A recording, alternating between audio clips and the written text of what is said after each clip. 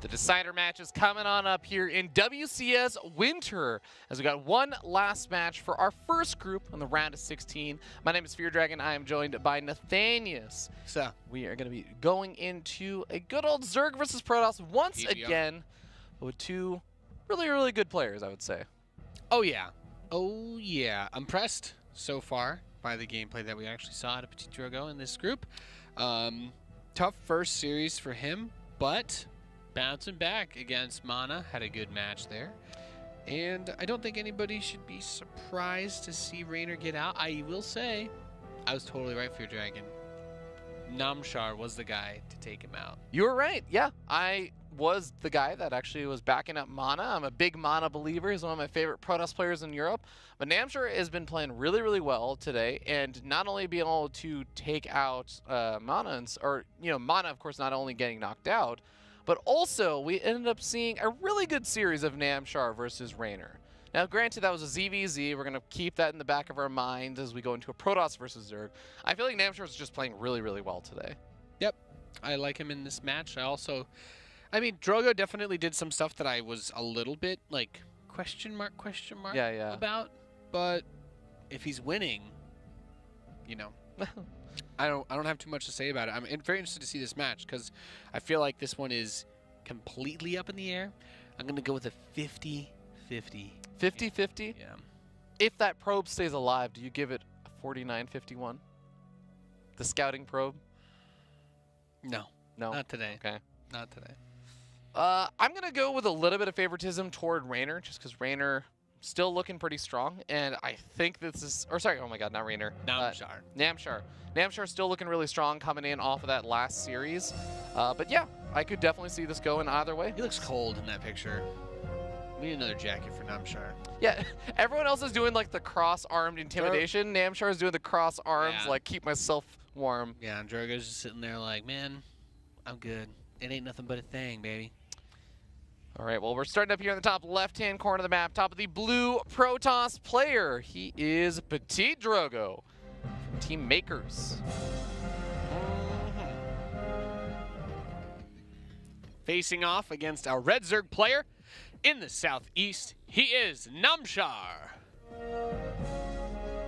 Nom. A lot of people were posting in the chat about how I pronounced Namshar. So now I'm going to say Num, as in Num. Nom, which is what all of you should be doing, even if you're all alone on Valentine's Day. The chocolate's going to be on sale tomorrow. I don't know if they do that in Europe. I guess most people watching are probably still. No, it's 9 a.m. Is Valentine's Day a big thing in Europe? Yes. I don't know. Where is Roddy? We need him to answer some questions. We need to talk to Roddy. Do they do Valentine's Day? You know, like Netherlands has their whole entire like Christmas thing that they get weird about. And then there's what? Groundhog Day? Groundhog Day? There are no groundhogs in Europe. They're outlawed over there, apparently. They're actually illegal. Some aspiring entrepreneur tried to pitch like the European Shark Tank, like a Punxsutawney. But instead of Punxsutawney, it would be like... If it's a shark? Yeah, it'd be like the Parisville. They're like, well, that just doesn't have the same ring to it as Punxsutawneyville, so they don't get Groundhog Day. So it's actually spring over here in America already because of our groundhog's magical powers. But Europe will be stuck in winter until March 21st. Pretty brutal for those guys over there. Yeah, you know, I'm really enjoying our winter weather here in California, where it's just sunshine and rainbows all day, except when it's raining every single day. It's pretty much just been raining. Yeah. But like I said, that's because spring came early. The April showers are hitting just very far in. We're out of winter, so we will now be colder. Yeah. Yeah. That's just the way it goes. It's Always colder when it rains. California's a fascinating place. There's only so many places where it's hot and raining. It has to be really hot for that to happen. Or you have to be in Florida. Florida is a whole other plane of existence. Yeah, we don't talk about Florida. We've got a Stargate build as that probe. Is he going to make it? Is he going to? Is he though? He doesn't have too far to go. I think he's going to get hit one more time, unless the Adept pulls him back. There you go. But it's not a 51% according to Nate. No. That's not the game changer. It's not the game changer. I will let you guys know when we find the game changer of this game. We do have the Lings sneaking on in, though, evading that Adept. And the Adept, of course, is going to get some scouting information. These could be 1% Lings. These could be 1% victory chance Zerglings getting inside. Getting a couple probes here would greatly increase his chances of winning this game. Nothing starting from that Stargate just yet. And he started up Warp Gate. He never got anything from that Stargate. He got a probe, forced a little bit of a pull. No. Well, he doesn't want to build it in front of his units, right? He wants to wait. And he has. It's an Oracle now coming in. Yep. And not a crazy fast Oracle. I mean, we did see Adept and Stalker and Warp Gate start up before the Stargate ended up being utilized. Robo finally comes on down, and we end up seeing Namshar just going to get his Overlord pushed back for a little bit, but Drogo sets up in his natural, is going to take his third and fourth Gas Geysers, and feels okay knowing that the third base and drones are just being made on the other side of the map. Yep. There's that high ground. There's the Oracle, gives the high ground vision for the Stalker to poke that Overlord out. Get that kill. And he's going to follow it up. Robotics Facility, Twilight Council. This is a little bit more in the realm of what we're familiar with. After watching Mana PvZ, I'm like, what is going on? Nothing makes sense anymore. But then Drogo's like, it's okay. I'm going to play a very that's German. That was the German accent. I'm trying to get my French. Let me channel my inner Todd. Look at the supply. I'm going to go for a standard robotics facility with Prism. I love you, Todd. Yes, I do use your voice to calibrate my accent. When I need to do a Drogo, I just go to Todd, and then It's all about key phrases. It really is. But I add in a little bit more balance whining. No. Look at these. Well, Todd and Drogo. Todd and Drogo, are they that different in that department? I don't actually, you know, I think... Just because Todd's been playing a ton of Warcraft 3 doesn't mean he hasn't been complaining about it. I have seen his Warcraft 3 tweets. We do see Templar Archives, like you said, being added on. So we're going to go into the good old Archons. Warp Prism makes its way across the map, and with just Lings out right now, but the Roach Warren being added on, Namshar will eventually have the defenses he needs to deal with this. But there's going to be that initial little sweep in here where I think Drogo will have the Archons right before the first set of Roaches are out. Yep. I want to see a Nidus. Roach Warren is done. Laird's about to finish. That third base is nice and early. I want to see a deep tunneling, burrowing worm plow its way across the map, Gears style, just destroying everything. Of course, my wishes are rarely answered. But wouldn't it be great if Night Storms did damage wherever they popped out? That just sounds like it would make sense. Like, why would you want to stand underneath the monster when it bursts out of the ground? You should be able to path over the worm while it's burrowing, and then if you're on top of it when it finishes, it just nukes anything on Night Storms instantly kill whatever building that they throw on top of. Well, I mean, you could. Why not? Building, that obviously. Really diving far with these Archons, which can be really good. He went in very deep with the Archons. Wow. Saves them. And kills off 2 workers, denies a lot of mine time, killing off some of those queens like you were saying. This is a great opening so far from Drogo. Yeah, I like it a lot. He's going to be able to find another queen here. Maybe? He's going to go for it. Ooh. Yeah. You have to be careful because the roaches attack. If the roach is in melee range, the roach will melee attack instead of shooting its attack. Can't dodge those melee attacks. Means it cannot be dodged, so... charge going up behind this for Drogo. Not going to be researching Storm anytime in the immediate future, it looks like, as he really just wants to get up that Immortal count, get up charge lots, and get up some good defenses back at home. Doesn't want to play too greedy. Nah. You know the Hydra does the same thing too, right? Has the melee animation. Yeah. It's too close. Fun fact, it also, this is probably the most impactful thing about that little factoid of the melee attack. If you have Roaches or a Hydralisk doing their melee attack, Guardian Shield doesn't reduce their damage. Nope. Because they don't fire any ranged attack. Yeah. Pretty sick. Okay. Also, Hydras were not blocked by point defense drone when they used their melee attack. Oh, yeah. That was another big thing. No one remembers with that ability. This attack is going to be pretty important for Drogo to get some damage done with, because, again, he is not researching or investing into Storm right now. And he's going to be going up against a pretty large Roach Hydra army with even a few Ravagers makes sense, plus some weapons about to finish up. Shouldn't Namshar just try to... Okay, I guess it's too late now. I was going to say, shouldn't he just try to jump on this? But there are a lot of sentries. Holding the ramp. He's got, what is that, just 2 Ravagers to deal with force fields? Yeah, and they're also nice for maybe picking away a little bit at that Warp Prism, forcing to unsiege. But here we go. The army just charges on forward. The Immortals getting very, very nice and close to the rest of this army. The Warp Prism picks up these units and pushes them back. The Spore Crawler is actually doing quite a bit in terms of zoning out that Warp Prism. Dude, barreling forward with reckless abandon is Drogo. And that Spore Crawler, as you were talking about, is going to run the Oracle away from it. Another warping of Zealots comes in.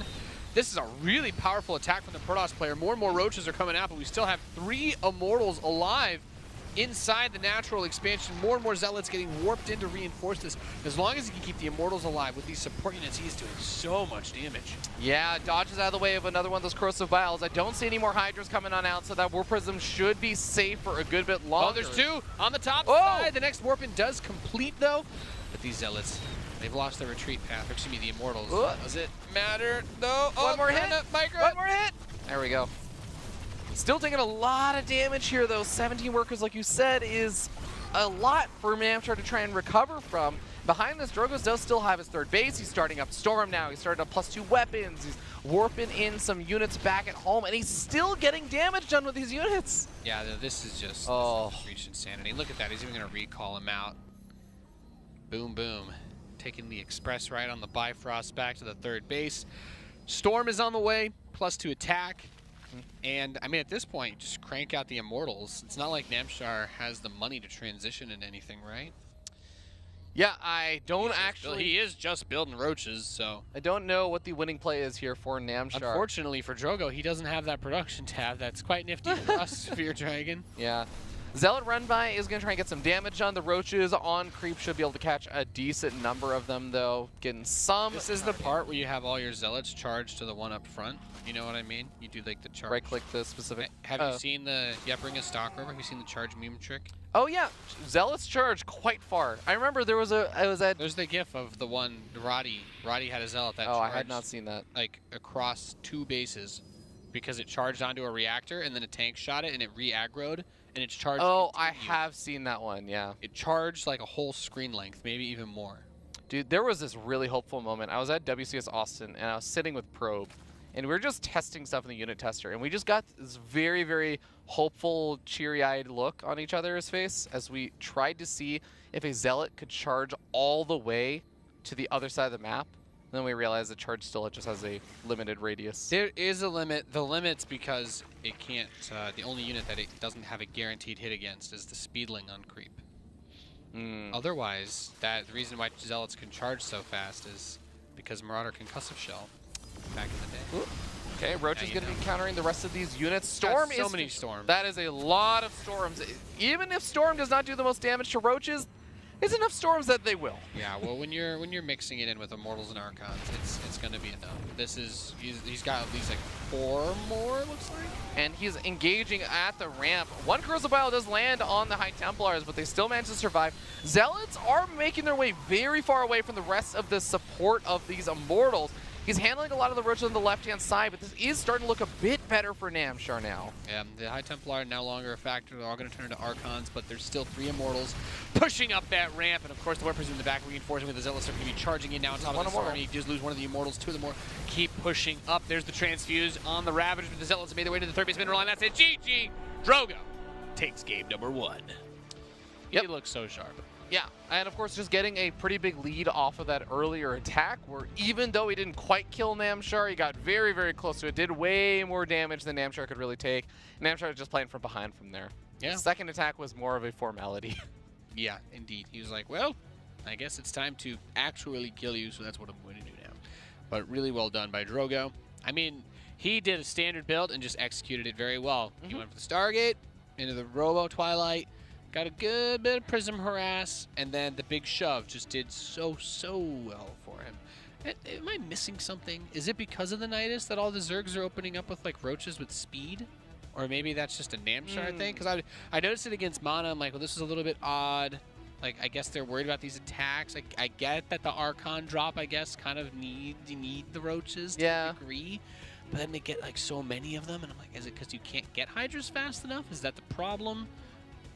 Yeah, I feel like that is more just a Namshar thing. Like, Namshar is the kind of player who does... Is he a Roach boy? He is a Roachy boy.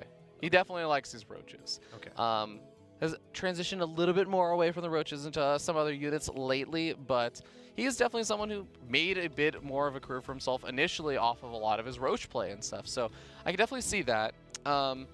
We are just waiting for Drogo to use the restroom. But you know what? You know what, Nate? While people are in the restroom, did you know that if you just leave your StarCraft open, you could earn War Chest experience to unlock awesome things like this hatchery? I mean, except not like this hatchery, because the hatchery is unlocked for the start. But I think you can unlock other buildings like it. I think as of literally this exact moment, Oh, wow. Dragon, as of it's 10 o'clock right now. As of you guys have 6 some minutes stream ago. delay. 6 minutes ago for the stream. Yeah, because of stream delay. It's gone. I think it's live now. I think now phase 3 has started. So if you're watching this and you're like, well, I hit that pop-up because it pops up on every StarCraft stream and I hate looking at it. Unblock it. Turn it back on. It's time. It's time. Let's go. Get your War Chest XP. Last ones. What skin are you the most excited for in this wave? The Tech Lab. Tech I Lab. learned when I was getting ready for the final phase of the War Chest buildings, I realized that Terran has some of the least interesting buildings because most of our buildings are add-ons. And I was like, oh, okay. I was like, yeah, I'm really excited. The first one here that you unlock for Terran is going to be the Tech Lab, then Starport. I'm excited about the Starport. Starport's fun. It's like Tech Lab, then Starport, then Sensor Tower. Like, well, okay. Ghost Academy. I'm like, no, I can see it.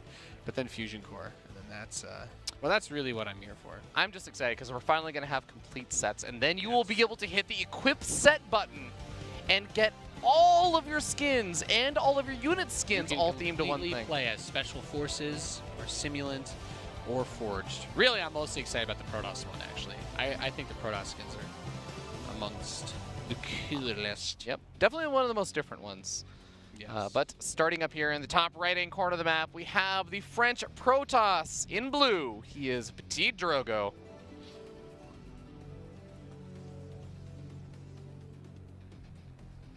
And in the top left, we have the Red Zerg player. He is Namshar. Actually, Zombie Grub, if you can hear me in the green room, click claim XP on my laptop. Thank you. I've got the stream open. No, hold on. I need my XP. I'm going to do it from my phone while you talk. I need my War Chest. Oh, I need to beat you. Ooh, wow, that's... Because you set out the challenge saying you'd be the first commentator. This is messed up. Why would I like we're both trying to pull out our phones now. Why are you trying to ruin this for me, God. Man? It's okay. Nothing's happening until Cybernetics Core finishes anyway. This is rule in StarCraft. quite true. Oh, wow. You actually did pull out your phone and start doing this. Yes. You think I'm going to lose to you? Oh, my God. This is great. I just want my War Chest XP, okay? It means a lot to me. Okay. I want to go home, and I want to place... Oh, I just pressed the button. Boom. XP claimed. Yep. There we go. All right. Nice. You're nice. ahead of me now. So we do have spawning pool and all that good stuff going up for Namshar. Like you said, Nate, nothing's really going to be changing until the Cybernetics Core finishes, and then we're going to keep an eye out for Drogo and what he decides to do and open up with. But this map is certainly a bit of a different map. Obviously, like the spawns being top left, top right is a little bit different than a lot of other maps. We got this big old dead airspace here protected by Big Daddy Amon. Yep. God, I was watching a little bit of GSL last night, or I think it was the night before, and it was Tasteless Artosis asking, is Amon a Zerg? I think one of them said that. I mean... And I was like, wow. Technically. That's what happens when you put 2 English majors in a math class, you know what I mean? It's just... It turns into a bit of a mess. You can't put these hardcore savages into the interesting You know what I was a little bit sad about, though? Is that I don't think it was ever said what race Amon was. What is the name of his race? He's a Zelnaga. Wait, no, the Zelnaga, I thought... He was just a bad one. No, he, like, I thought, ate all the other ones I thought Kiriban becomes... Spoiler alert, guys. I thought Kiriban becomes a Zelnaga, though, because, like, she ascends, she was chosen. Yeah. But what was his race before that? Because he must have... All the Zelnaga were, like, As far as I know, Amon was just, like, he was basically, like, the edgelord of them.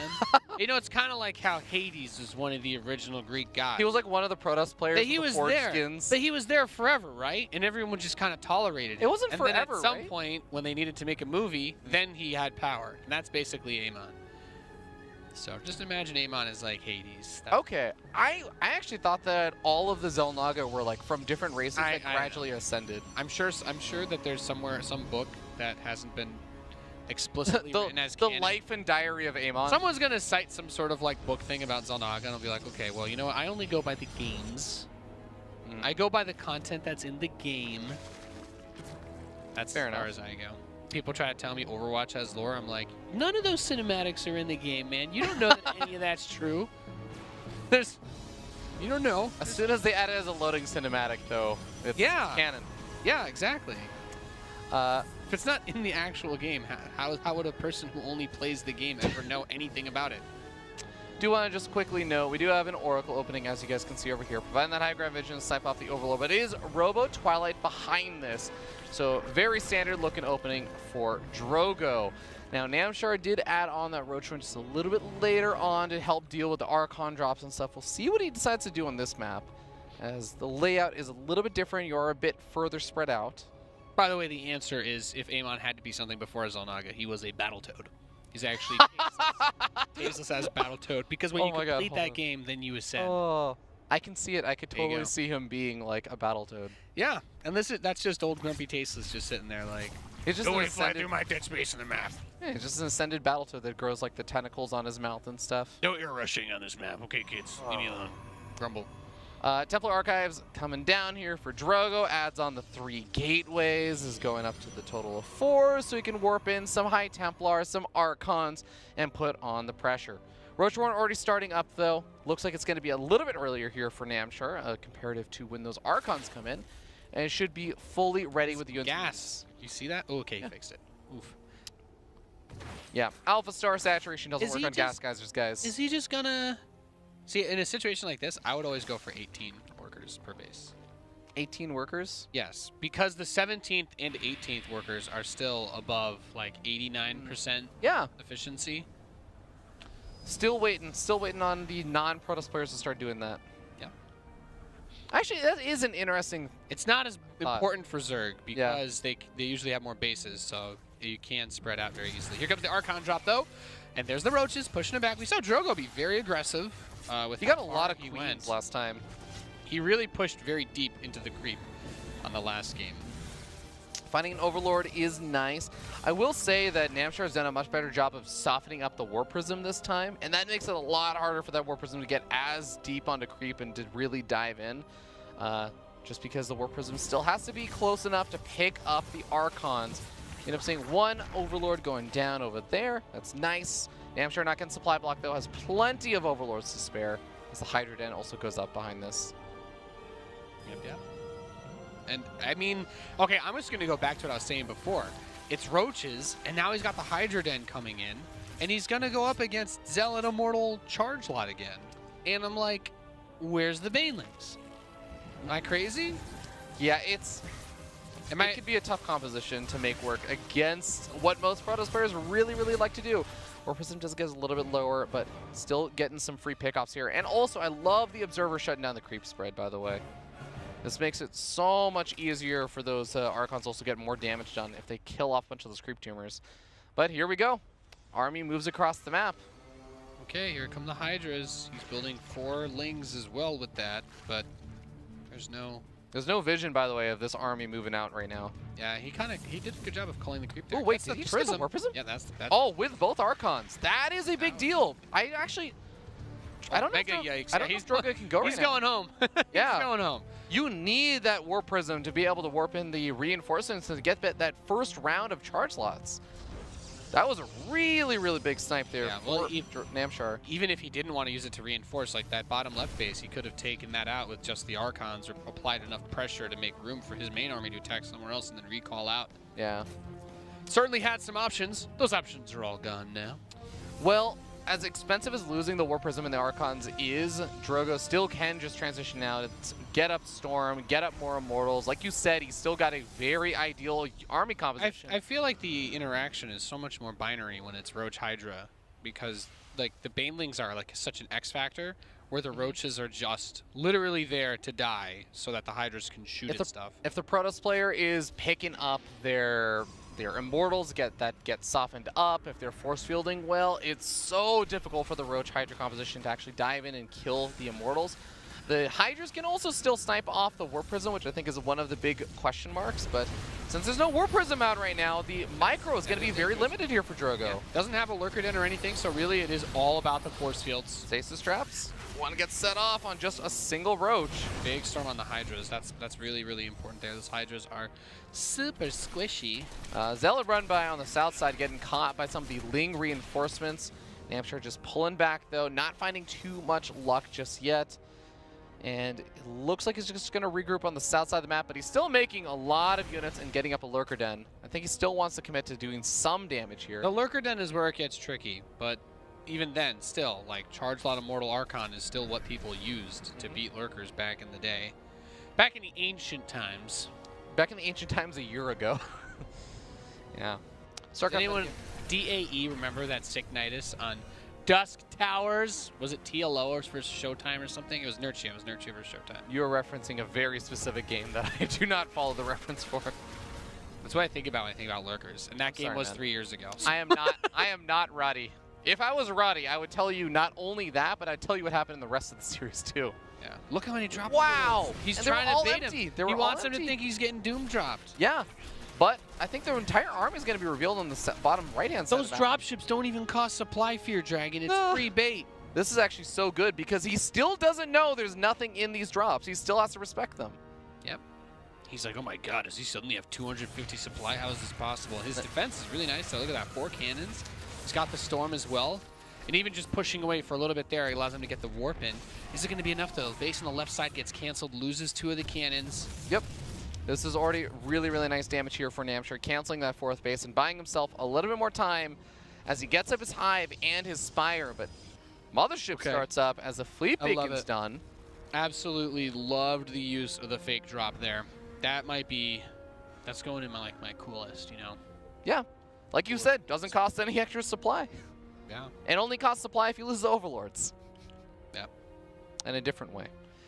Do you remember in the beta, the Overseer used to be able to drop infested Terrans for 100? Oh my god, that was such a...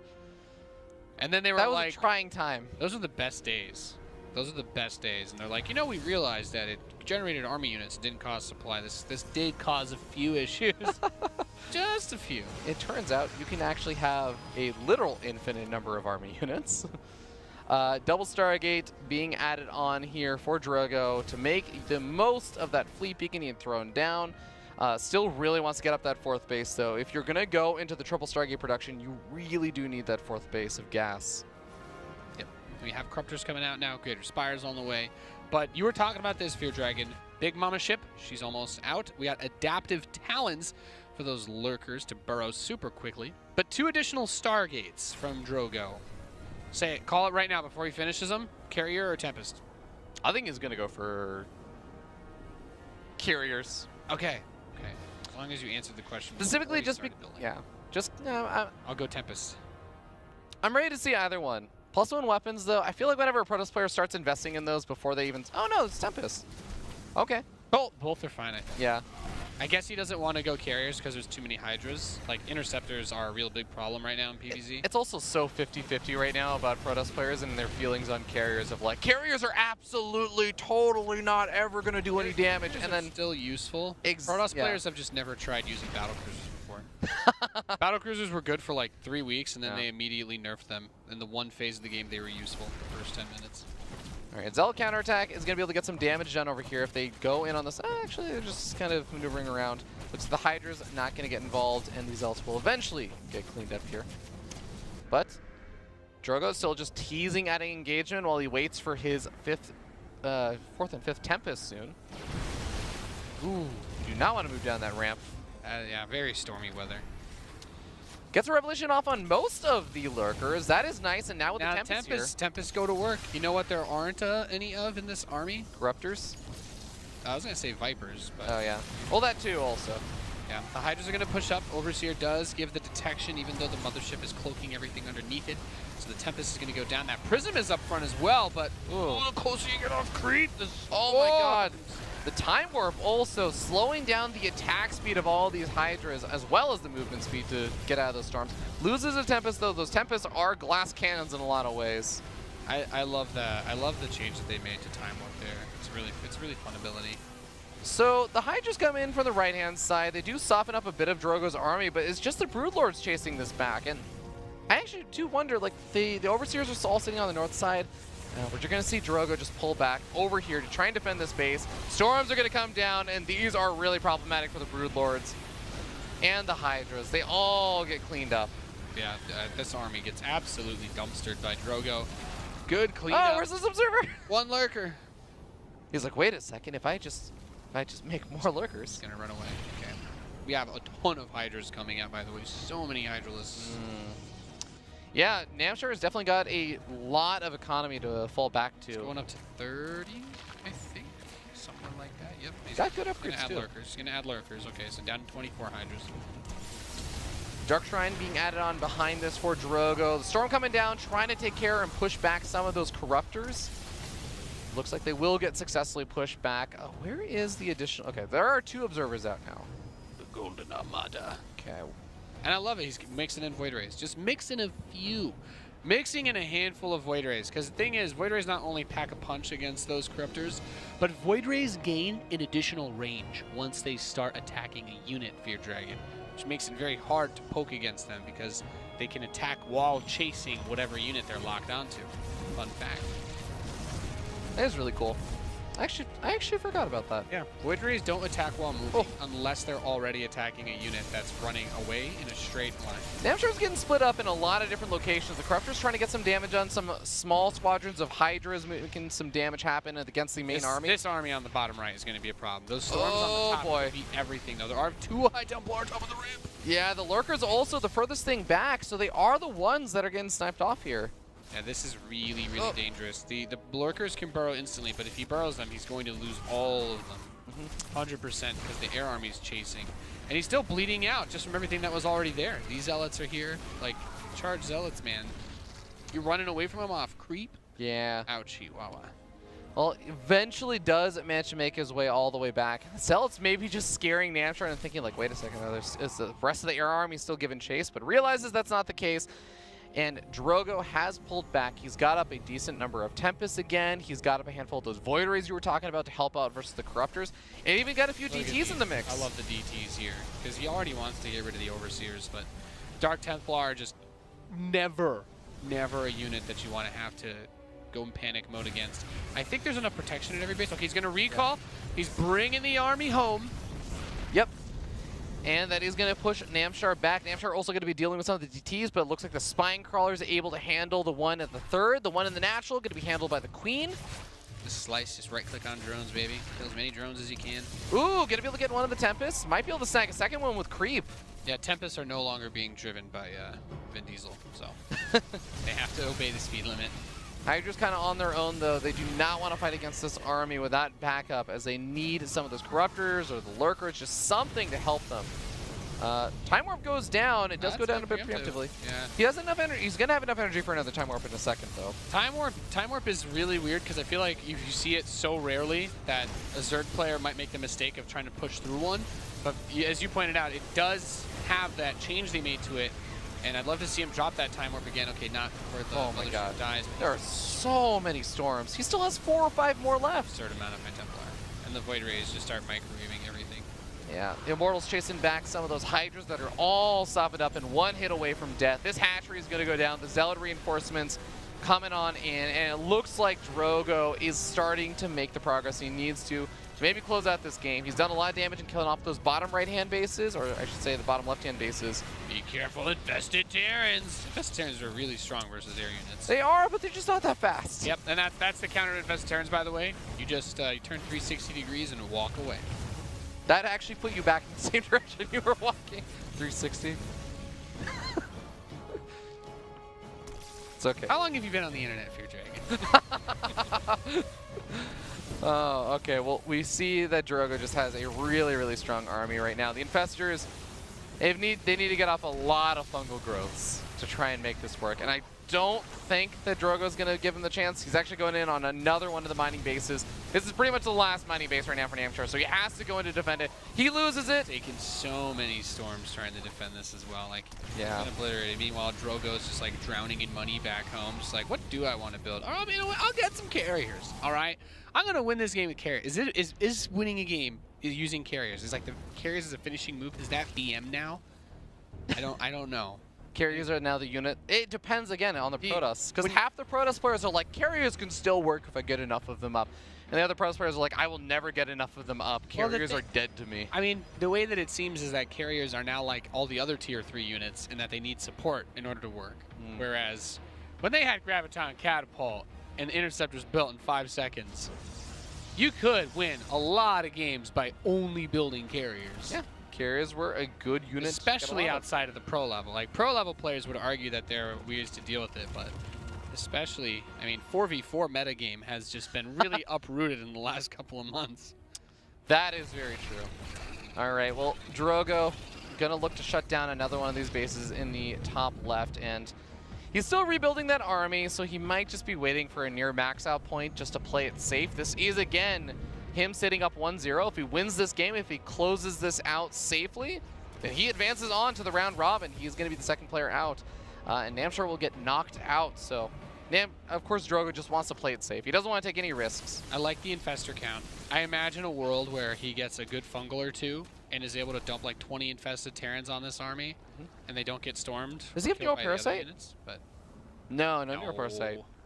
Neuroparasite's super overrated against big air armies like this. Mothership, I think it can be really useful. If you time warp the Protoss army, yeah, then the army of the Protoss is all in the air, so it doesn't do anything. Slows down the Immortals, at least. Okay. Yeah. Wouldn't it be great? Can you imagine if you time warp High Templar so they do damage, the storm lasts twice as long but does half the damage? I don't think that's how it works, but sure, I'll take it. Okay, he's getting Neuroparasite. He's getting Burrow, so I actually think Neuraling the Void Rays would be the best move, because those are going to be good. Those are actually good at killing everything else. That's a lot of Void Rays though. But the Void Rays can kill the Tempest. Yeah. The Void Rays can kill each other very easily, and they can kill the Immortals. Like, I'm still waiting for the... I understand why it doesn't happen. Oh, okay, that's a really nice fungal. This is going to soften up the army a lot. Back in the day, those I don't know that he wants to take this anymore. Back in the day, those 3 fungals would have just ended the game. Yeah. Once upon a time, fungal growth did 45 damage to army. And you couldn't move after. And it stunned you. Yeah. That was a bit of a tough period. War Prism is going to get taken out here. The Zealots might be able to get Hatchery. Nope. Looks like it is going to get saved. Nicely handled there by Namshar. Oh! This army is still, it's still got low shields. He almost walked straight into those. Oh, there we go. There's an infestor just there. I'm just back. Big fungals on the Zealots. He's going to actually be able to kill all the Zealots for the most part. Yeah. Neuroparasite the Zealots, and then they charge out of range. Oh, that'd be beautiful. +3 attack is done. Namshar's really holding on. I'm really impressed right now. Yeah, this is a tough composition to control. Drogo he's like, I don't want to max out and fight. He's got an army. He's got some force moving to the top side. You know, he never brought out the carry. Oh, he canceled all the carriers. Okay, now I see. Yeah, I mean the real problem here, of course, as much as I want to praise Namshar, he is doing a really, really good job. Drogo is effectively just taking the entire right-hand side of the map. Yeah, Drogo is extremely rich. Yeah. He is starting to build up that good old bank. I believe this is what is known as "Don't Let Me Get There" by Reddit posters. That's what it's called. It's called the "Don't Let Me Get There" build. Very famous one. Cleaning up some of his own Zealots just to free up some supply for additional Tempests, and then he warps in more Zealots, so I'm actually not sure anymore. Yeah. The problem now is there's just... I was killing off weakened Zealots. I think a big problem with this army is also there's too many Void Rays, right? Void Rays still take up 4 supply, right? Last I checked. I think it's force. Void Rays like are they are chonkers for sure. And they don't kill anything in this army actually, unless they can get onto the infestors. But the army is primarily Hydralisks with infestors behind them. Namshar, if he's able to get up some of this static defense to help out, you buy some time, and then the lurkers will actually be able to clean up a lot of the rest of it. But he pulls the lurkers away from that base because I think he's looking to take the big fight now. He still needs to get really big fungal growths down. He really needs to lock down this army. But I'm seeing some hope for Namshar to clean up the army and then start taking bases. Yeah. He's going to get an Oracle to try and tag with. Still throwing the Zealots out to harass. But as you pointed out, Fear Dragon, those lurkers are doing a really good job of helping to solidify the defense. And there we go. Topside base going to be under attack. Infestor throws out a cheeky fungal. That will do pretty much nothing. DT's in the main base. That War Prism, I don't think he's going to get the hatch. No. But he does pull the entire army over there, so it's just the infestors on the ground, and I think Drogo realizes it. I actually really like the idea of putting a time warp over where the infested Terrans are going, since they are the biggest threat to this army in a weird way. Okay, ends up storming down any of the infested Terrans, and the Hydra's walking up a ramp into Storm is just not going to work. There's, did you get the Observer? There's still a Lurker there just kind of free-firing into this army. Oh, wait, never mind. No, there's Observer. He can't attack because... The Observer's down here, yeah. He can't attack because everything's cloaked by the Mothership now. So. Yeah, not going to matter. There is a decent number of Zealots and DTs this time. Whether there are Lurkers there or not, this hatchery is not going to be long for this world, or at least the mining isn't. Yeah, he's got to focus it. The Lurkers are doing work. But it doesn't matter. GG, well played. Well played. Congrats. Good luck. Drogo does it. Really good play by Drogo today. He recovered very nicely from the first match. And that does close things out for the European group, and also guarantee that I was wrong about almost every single prediction. Congratulations, Fear Dragon. That's what I live for. At least I got Raynor right. That's the one thing I don't even feel proud about that one, because that's like, oh wow, I predicted that Raynor would advance out of the group. Go me. Adams has a beard. Next prediction, Cyril's gonna advance, guys. No, but big congratulations to Drogo. He actually played quite well and did a great job making sure Namshar was not able to claw his way back into that game, despite it looking a little bit close a couple of times. Good group. Good Yeah. group. A for Amor, for love, because it's Valentine's Day. That is very true. Beautiful. A lot of good PvZs, got some good mirror matchups. But ladies and gentlemen, as we said before, it is going to be Raynor and Drogo now in the round robin, in the round of 8. So be on the lookout for that. That's going to be happening in a few months. But of course, we still have all the rest of the European groups and the Americas group, Nate. Yep. The Americas group is going to be coming on up. That is with its own special little lineup, and that is with special Scarlet, Rex, and Cham in just a little bit's time. So I think with that being said, Nate, do you have any recommendations of ways that people can spend their time during that break before Americas? I just want you to know that even during the timer that's going to be running, when we do that little like 10-minute screen, keep the stream up because you are still going to get your war chest experience. Don't stop, all right? Get on the skin train. It's fun. It's fun to have cool different stuff in your game. And you'll probably max out your war chest, you know? I'll put in a call to special. We'll get an hour-long or 2 turtleneck game, and then everyone's war chest gets maxed out. You win, I win. You can actually have your stuff maxed out by easily tomorrow, I'm pretty sure. If you just If you just watch StarCraft for the rest of this day, you will have your whole thing maxed out by 4 o'clock. All right, that's a guarantee from here. Nate. If you have any problems with There you that, tweet at Rotterdam08. Let him know. There you go. And we'll see you guys in about 10 minutes' time with WCS Winter Americas.